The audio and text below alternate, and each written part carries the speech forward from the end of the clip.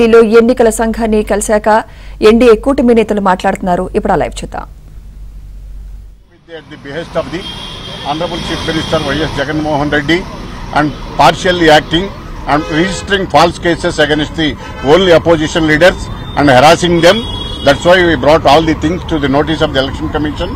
Election Commission has given a patient hearing and they have promised they will look into and take appropriate action. Immediately at the first instance, we have requested.